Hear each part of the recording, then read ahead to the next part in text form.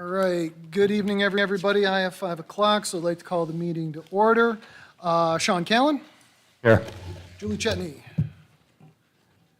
She's stepped out for a moment. Okay. Tom Chiappa? Here. Dave Christofoli? Jim McKenzie, I'm here. Kristen Norfleet? Here. Sean Onmock? Here. And Michael Pastella. Here. We can all stand for the pledge, please. Pledge allegiance to the flag of the United States of America and to the republic for which it stands, one nation, under God, indivisible, liberty and justice for all. Okay. There's nobody who signed up for the floor to the public. So we have here item 4, Board of Education. A is a resolution authorizing a partial settlement of a vaping litigation that we participated in. So if I can have a motion, please. I'll make the motion. Thank you. Is there a second? I'll second it. Thank you, Kristen. All right, any discussion? Having heard none, all those in favor? Aye. Anybody opposed? Right, motion carries. B is a resolution authorizing litigation against social media companies. So if I can get a motion, please. I'll make a motion. Thank you, Julie. Is there a second? I'll second. Thank you, Tom. Any comments? No? Okay. All those in favor? Aye. Is there anybody opposed? Okay, motion carries. C is our 2023-2024 Oswego City School District Code of Conduct. So if I can have a motion there, please. I'll make the motion. Thank you, Tom. Is there a second? I'll second. Thank you, Kristen. Any comments on the Code of Conduct? Julie? I wanted to say thank you. I appreciate that coming back through. And I wanted to just pose the question, every student in our district is to be following the Code of Conduct. I just had another question, not regarding this, but it seems like every 3 to 4 years, we reevaluate it, and it is listed, last time was 2019, and visited again. So is that something just in terms of what we're doing right now, or do we are reviewing it every year? You should be, and we will be reviewing it every year. Every year. Our code of conduct should be reviewed annually, both administratively, but then also approved by the board. We will also move up the timeline. The timeline actually should be earlier, and so it will be something that will be done over the summer months prior to the start of school. Thank you. Any other comments or questions? Okay, having heard none, all those in favor? Aye. Anybody opposed? Motion carries. D is the 2023-24 district-wide school safety plan. If I can have a motion, please. I'll move it. Thank you, David. Is there a second? A second. Thank you, Sean. Any comments? Having heard none, all those in favor? Aye. Anybody opposed? Motion carries. Next up is the superintendent's report. Well, at least this time, I'm not 2 days in. We're 2 weeks in. But I don't have a lot to report. What I do have to report is that I've really enjoyed my time these first couple of weeks. I've spent a great deal of time in many of the buildings throughout the district, attending not only open houses, but also meet and greets, not only with students, but staff and community members, and the warmth in which I have been greeted by all has been absolutely incredible. I'm very grateful for all the building administrators who have taken time with me to walk through their buildings, to sit and talk with me, for the staff members to do the same, and I'm looking forward to continue that work with them. I'm really also very thankful for so many of the community partners who have reached out, not only just to offer their assistance, but also offering opportunities to sit and meet. I've had the opportunity to meet with a number of community partners as well, and so It's wonderful to be in a district where there are so many groups and organizations, both political and otherwise, that are looking for ways to help and support the students of Oswego City School District. I did just return from the New York State Council of School Superintendents. Their annual conference had really a wonderful time with my fellow superintendents from across New York State. Learned a great deal. I did have the opportunity to hear Manny Scott. Manny Scott was the keynote speaker. He was one of the original freedom writers. His story is profound, and it really highlighted how the love and care of educators who can see through or past a student's behavior and look at who they are and find ways to help and support them, and the difference that educators can make to young people every single day. I mean, he was very clear that had it not been for staff members of the schools in which he attended, he would not be who he is. And so the power that we have as educators to influence young people is extraordinary, and he kind of reminded us of that. I had the opportunity to speak with him and get a book from him and sign, and I'd love to find a way to maybe bring him to Oswego to speak with not only staff, but community and parents as well. I'm not sure. He is definitely booked. He's not someone who's easy to pull in, but he's definitely someone who was incredibly moving and inspiring to me. I do want to a big shout out to the Oswego Marching Band for their 44th Pageant of Champions that happened on Saturday. I can tell you that I participated in that pageant when I was in high school at Auburn High School, so I actually have that connection.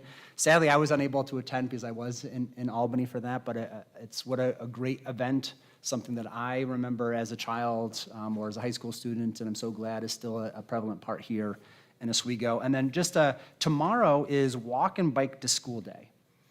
And really happy that our schools are participating. It's also in connection with the Oswego County Traffic Safety Board. So I'm going to be participating with one of the elementary schools as well, but it's another great opportunity to just encourage our children and students to get out and be active. And so that is, you'll notice a little bit of extra activity at each of the elementary schools tomorrow. That's it for my report. Thank you very much. Committee discussion, any committees? Yes. Kristen? I wanted to report that the Visitation Committee last week started our annual school visitation at Kingsford. Mary Volkemer was very gracious in hosting us. In addition to the 3 board members on the committee, we also had Ian from facilities, and we had Dr. Kilmer. Mary, or Dr. Volkemer, had the opportunity to both show off her building and also bring items to our attention that she thought we needed to be aware of. One, they were getting ready for their open house that night. So to say that there was a lot of artwork on the walls, especially for the younger students, would be an understatement. And perhaps the most entertaining for us was the campaign signs throughout the school for the students who are running for student council. I have to give a shout out to every child who is running for student council. The time and creativity they put into their campaign signs, both coming up with slogans as well as graphics, was fantastic. I wish that that continued as they got older and they ran for things in the middle school and the high school. She did bring to our attention that there is a significant problem with the windows at the school, that even though they were replaced in a renovation in 2005, if I remember correctly, that unfortunately, it appears it was a installation issue and that the company who did the installation is no longer business, so we have no legal recourse. However, when it rains and the wind blows towards the building, water breaches the windows, and as a result, it's destroying the drywall and plaster all around the windows. So facilities spends a lot of time apparently digging out the wet plaster and drywall and replacing it. So when we talk about things that have to be on our next capital campaign, there is no question that the windows at KPS need to be something that are replaced, as well as the exterior doors. She also had the opportunity to show us the progress of the renovations that have been going on at KPS. And as a KPS parent who's not been in the building for a couple of years since my youngest child graduated from KPS, the differences in what it looked like just a few years ago and what it looks like now are significant. It's brighter. It's buck blue now. It looked absolutely fantastic. She reports that they are on schedule. The construction company has been very receptive to her requests as far as coordinating things to be as least disruptive as possible. And if they're doing as good a job in KPS as they're doing in other buildings, we'll be in really good shape. Thank you, Kristen. Were there any other committees that had met that would like to report anything? Okay, so we're on to the consent agenda. A is our Special Education Board report of October 3rd, and B is the minutes of our regular meeting on September 19th. So if I can have a motion for A and B, please. I'll move it. Thank you, David. Is there a second? I'll second. Thank you, Tom. Any discussion? Having heard none, all those in favor? Aye. Anybody opposed? Motion carries. Next up is personnel. Good evening, everyone. In the personnel report, on item A, we have a support staff retirement. I'd like to just recognize Tina Hondro, who has served the Oswego City Schools both as a teacher aide and most recently as a typist. And she's been working with us since March 2nd, 2005, and her retirement date is December 31st, this coming December 31st. So congratulations to Tina. So Tina Hondro, item A as presented. Thank you. Is there a motion? Thank you, Kristen. Is there a second? I'll second. Thank you, Tom. Any discussion? No, I'd just like to say, reiterate, thanks for the years of service, and we appreciate it, and happy retirement. Wonderful. All right, all those in favor? Aye. Anybody opposed? Motion carries. Items B through C are professional staff recommendations as presented. Thank you. Is there a motion for B and C? I'll move it. Thank you, Sean. Is there a second? I'll second it. Thank you, Sean. Any comments, discussion? Heard none. All those in favor? Aye. Anybody opposed? Motion carries. Next group is items D through H, which are support staff recommendations as presented. Okay, so D through H. Is there a motion, please? I'll make the motion. Okay, David, and a second. I'll second. Tom? Any discussion? Having heard none, all those in favor? Aye. Anybody opposed? Motion carries. And our last group is items I through L, which are substitutes, temporary employees, and extra compensatory positions in several of our school buildings as presented. Wonderful. We have I through L. Is there a motion, please? I'll make the motion. Okay. Tom, and we have a second with Julie. Thank you both. Any discussion? Okay, all those in favor? Aye. Anybody opposed? Motion carries. Finance. Good evening. Item A is the tax collection software as presented. Okay, so is there a motion for A, please? I'll move. Thank you, Kristen. Is there a second? I'll second it. Thank you, Sean. Any discussion? Having heard none, all those in favor? Aye. Anybody opposed? Motion carries. Item B is a donor's choose donation to the school for Layton Elementary School in the amount of $417.32 as presented. Wonderful. Okay, thank you. Is there a motion for item B? I'll make the motion. I'll second. Thank you, Julie. Any discussion? Okay, I'd just like to thank you for the donation. Okay, all those in favor? Aye. Anybody opposed? Motion carries. Item C is a memorandum of agreement with Cayuga Community College for college courses as presented. Okay, we have an MOU, item C. Is there a motion, please? Move. Thank you. Is there a second? I'll second. Thank you. Any discussion? I just had a question regarding accounting for numbers taking the classes. Do we have that? Or at the end of the year, just to see, I would just be curious what kind of numbers we're putting in each class.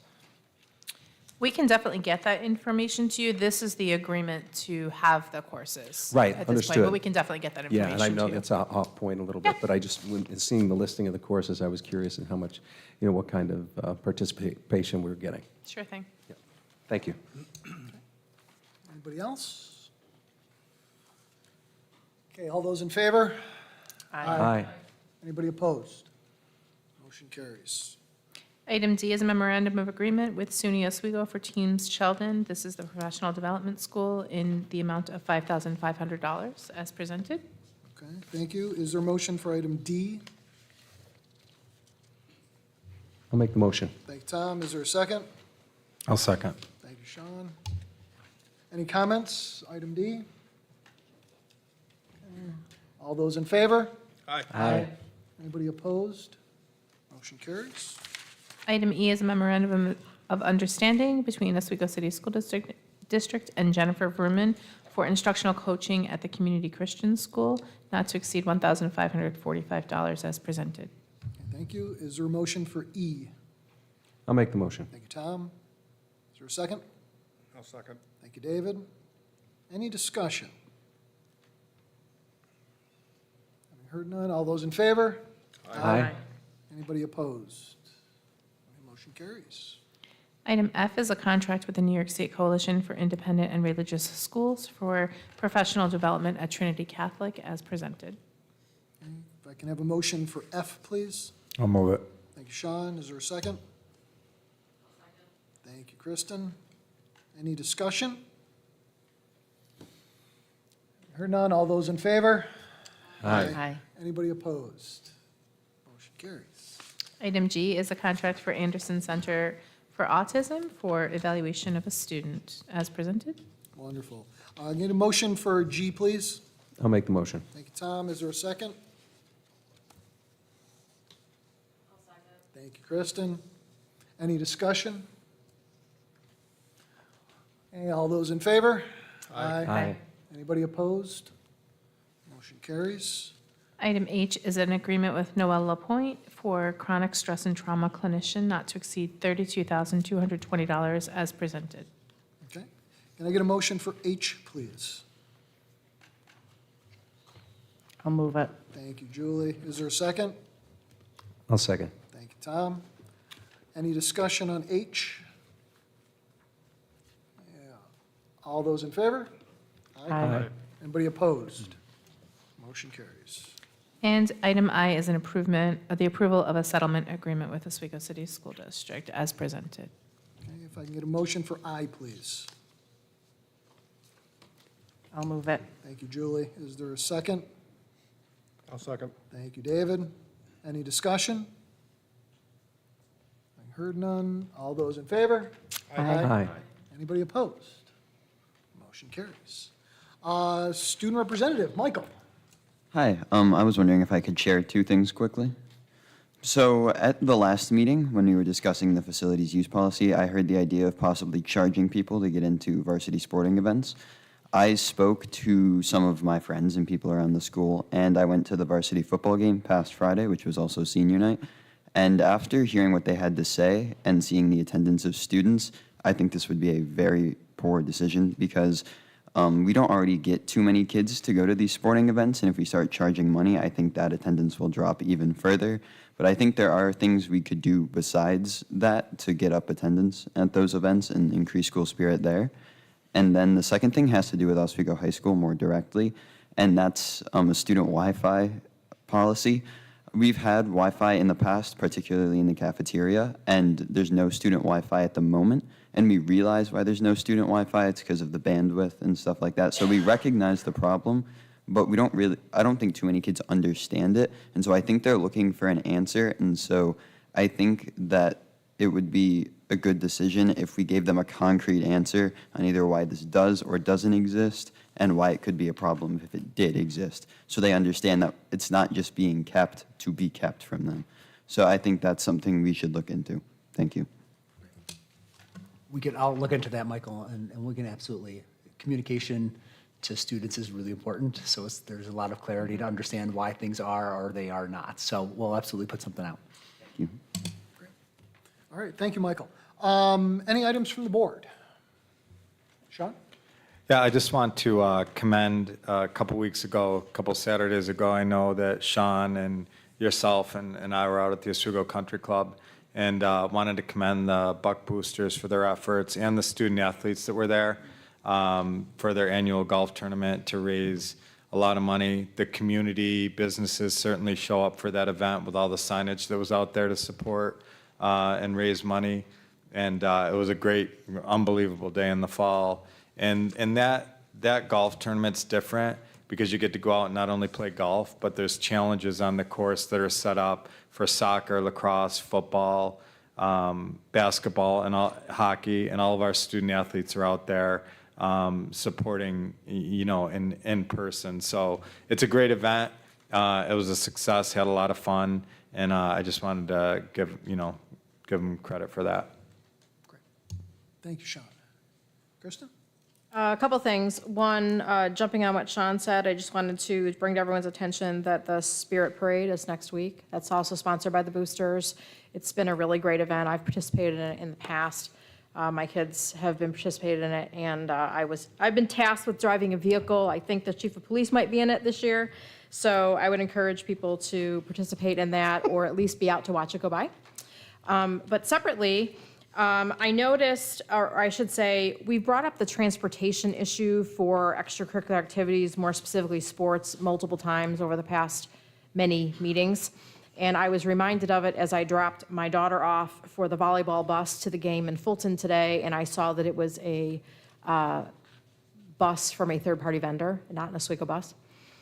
And I'm questioning how we're deciding how we're going to transport teams. And the reason why I'm specifically raising this question is because using girls volleyball as an example, the varsity and junior varsity teams travel together. Varsity sits there and watches JV play, and then when JV is done, they sit and watch varsity play, and then they all travel back. In other words, it uses one bus to get two teams. JV and varsity girls soccer, for instance, is using two buses. And there's less girls on the soccer teams than there are on the volleyball teams. So I'm questioning, when we know we have this issue with transportation, whether or not we're making smart choices. So I looked at the memo that the high school principal put out to her staff, and it included sports contests coming up in the next week. And so I confirmed whether the JV and varsity soccer team, again as an example, whether their games were in the same location like this volleyball team is, and they are. So I'm wondering why we're sending a bus with the JV soccer team, which as I understand it has 11 or 12 girls on it, to their contest, and then an hour and a half later, we're sending another bus with the varsity team, which I understand has another approximate dozen girls on the team, to the same location, rather than having them share like we're doing with other sports. I mean, it seems to me like we need to be working smarter here to be more efficient, and that perhaps that might help alleviate some of the transportation problems we've been experiencing. So I'll follow up on that, but, I will say, Tom and the transportation department, they have done just an absolutely fantastic job of juggling the many demands of transportation while trying to get students to dozens and dozens of different activities. I would say the same is true for our athletic director. They do a great job. The one thing I know to be true, and I've only been here 2 weeks, I understand that, but there's not a single administrator or educator that makes arbitrary decisions. I believe that there are sound reasons behind. I'll find out what those are and get those to you. But everyone in my conversations up until this point has been looking very, very closely at what is the best way to serve our students, not only in transportation, but in all areas. But I will follow up with you. Was there anything else, Kristen? Any other members? I do. Julie? I first wanted to say that props to whoever does our social media and puts everything out on all the sources, because the school-spirited activities, open houses, everything that I think has gone on in this district in the past first few weeks has been out there, and I think that that's really a great step towards a positive culture, seeing what everyone's doing. It's pretty exciting. And I know I shared some things with the board about what I'm seeing at the middle school in the morning, and I wanted to commend Mary Beth and her team for the culture that's created there, at least from my perspective in the morning at drop-off. It's pretty great. I do want to share a video with you in just a second, but I also wanted to note that from our last board meeting, we had discussed the facilities use policy, and the policy committee is going to meet Friday on that, so I didn't want that to go unnoted. We are looking at buckling up that policy. And I also wanted to piggyback on Kristen. School Spirit Week in our entire district begins Tuesday, and there are many contests and events in the parade on the 11th, and I think the parade's going to be pretty amazing. Clubs, many teams, many community members, great judges. Ray and our athletic director and Amanda have volunteered to be judges, and it's going to be really exciting. And the marching bucks are going to be leading the parade, which is going to be really a great event. So if you are inclined to watch the parade, all you have to do is go to Utica Street, anywhere between West 5th and Hillside. The streets will be closed, so for that added safety measure, very happy about that. And lastly, on culture, and to piggyback on Tom and the micro wins of our district, I asked Matt to bring me this video. I took this video, so you'll hear me in the background, it's all fine. But I was at a soccer game at the middle school, and this may seem really small, but it really, things like this, I honestly change the culture. They change the culture of our students, they change the culture of our parents, and they change the culture of our coaches all across the board. And when I saw this, and as a matter of fact, this is a soccer game. You're going to see a football team, but this is a soccer game. And when these football players came out on the field, there was another district employee who was quick to be like, "What are you doing? Why are you going?" And I knew why he was saying it because none of us knew, but I just want you to watch what they did.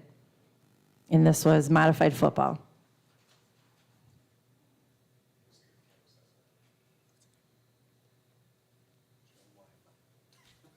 It might be.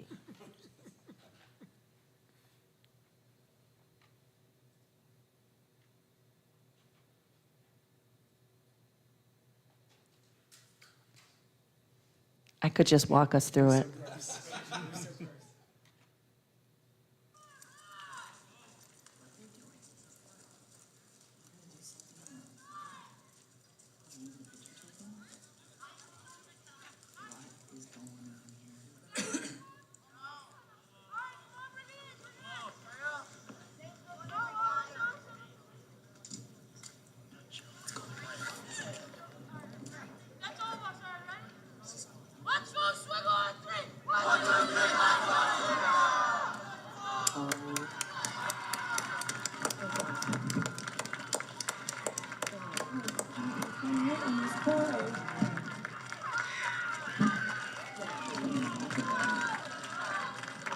It's hard to see, but the soccer team stands up and thanks them, cheers back.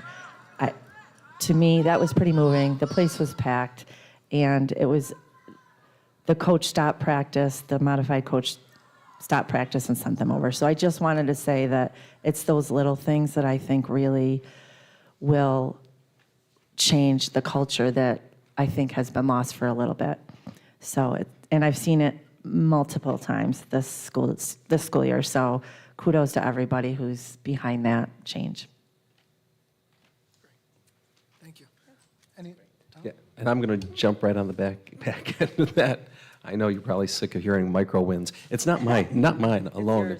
That's mine. I will own it, but I got it from someone else. Anyway, I wanted to say thank you to everybody involved for fixing the fence over on, and it's a little thing, but it's a little thing that makes a difference. And I don't know if you're familiar, I just said to Sean with Malcolm Gladwell's The Tipping Point and the broken window theory, right? It's the idea that if you go and you see a broken window, it gives you tacit approval to not care. Or you say, they don't care, so I don't care. But if you go and that's fixed, and you know, as neighborhoods as the ORA does around town, as you do that, it takes other people, take that pride beyond just the visual, but it's unconscious as well. So I just like to say thank you to everybody involved for getting that done. It's a simple thing, but it makes a difference. And the other thing I want to say, going to Ray, what you said earlier, I can't tell you the specifics because I don't know the teacher, but I know it happened in here. I was in a literacy committee meeting, and 2 teachers were there in the back, and they were talking about a student who was having some discipline issues. And they were asking him about things, and he was still having these issues. And at a certain point, he blurted out, "I can't read." And they stopped, and they looked at each other, and they got a plan together, and they worked on it. And within a short period of time, they got him from not feeling comfortable and not reading to being at level or above level by developing a plan that was specific to him. So I think it speaks to behavior and also how we treat behavior, but looking further, looking in, peeling the onion a little bit further to see what's really going on in some of those instances. But I thought that's a little micro win too that everybody should know about and they probably wouldn't be aware of. But thank you to the teachers who went that extra step to do that because it's important. Thank you, Tom. And Tom, I would say that's not a micro win. That's a life changer for a young man or a young person. You know, when teachers make that kind of dedication to a student, that changes lives, and that's what our teachers and staff do every day. You don't always see it, but it's there, and those are great wins. Thanks. Hey, Jim. I forgot something earlier. The other day, my wife and I were driving down Fitzgibbons Ave, and we slowed the car down because she's like, "Oh my gosh, look at that!" And the bench area out in front of the middle school, and then the entrance to the Oswego Middle School, is a place where if you're walking into it, you go into it with a different mindset, and you feel like the broken window theory and how that looks when you enter it, like you just feel differently. And we slowed down. It caught our attention. I've talked about things not being, weed whacked and stuff like that, but it stands out, and I appreciate Mary Beth, the grounds crew, whoever put the work into that, because that's a look and a feel that starts to change culture, and it grabs your attention. It really does. So I almost forgot that. Thank you. Absolutely. Anybody else? So I'd just like to say I was able to attend the open houses here at the high school and at Kingsford Park. Really want to commend Dr. Volkmer and Dr. Hinman and their teams. They were great open houses. Commend all the parents that were out there with their students. It has been a couple years myself since I've had an elementary age student, but it was very exciting to see everybody running around and the students being like, "Come on, you got to be faster. I got to show you." It was just absolutely wonderful. So both of those open houses were really well done, and appreciate everybody involved. I was able to attend the pageant for the Buck Marching Band. Everybody did a spectacular job. Kudos out there to Mr. Ciesla and all the teachers and the staff and all the parents. That is one of the heavier lifts when it comes to a coordinated effort that I think we have out there, and they did a wonderful job. And because that's really their main fundraising for the year, it was wonderful to see how packed those stands were, because that money really helps them do all the things that they do with their students. So it was a wonderful time. Thank you to everybody involved there. So, is that it? Everybody good? All right. There is a need for executive session for the purposes, personnel of a particular individual. So could I please, and there will not be a need for a vote afterwards. So if I could please get a motion to move to executive session? I'll move. Thank you, Kristen. Is there a second? I'll second. Thank you, Tom. All those in favor? Aye. Aye. Anybody opposed? Wonderful. Motion carries. Thank you, everybody.